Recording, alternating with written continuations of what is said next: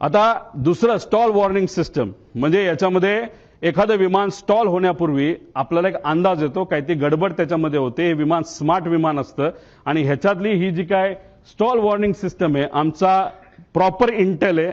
आमचं काही लोकांशी तिथं बोलणं झालंय, फक्त त्यांनी सांगितलं आमचं कृपा करून तुम्ही नाव नका सांगू, आमच्या नोकऱ्या तिथं जातील.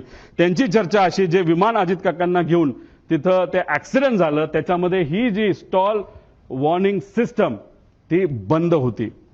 ती बंद असल्यामुळे काही गोष्टी आपल्याला आधीच कळल्या नाही आणि त्यामुळे ती घटना त्या ठिकाणी घडली असावी असं काही तज्ज्ञांचं तिथं मत आहे. आणि हेवी बेस मेंटेनन्स केलं कुणी ह्याच्यासाठी आम्ही हे पुरावे त्या ठिकाणी मागतोय. पीटीटी पुश टू टॉक म्हणजे तुमची वॉकी टॉकी असते, आपण बटन दाबतो, आपण बोलतो, पलीकडचा ऐकतो. तसं विमानामध्ये पीटीटी असतं.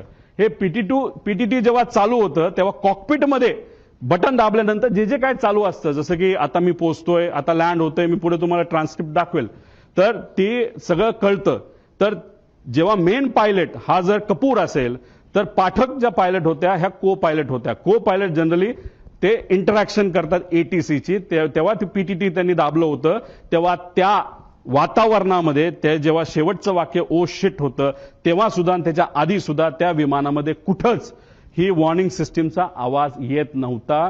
पीटीटी दाबून सुद्धा शुकशुकाट होता, म्हणजे ही सिस्टम तिथं बंद होती असं आमचं त्या ठिकाणी म्हणणं आहे. आणि त्यासाठी जे एटीसीचं रेकॉर्डिंग आहे ते तुम्ही चेक केलं, पीटीटी दाबल्यानंतर त्याच्यामध्ये कुठेही ते वॉर्निंग तिथं आल्या नाहीत. आणि ब्लॅक बॉक्स जेव्हा रिकव्हर केला जाईल त्यानंतर आपल्याला बऱ्याच गोष्टी या बाबतीतला कळतील.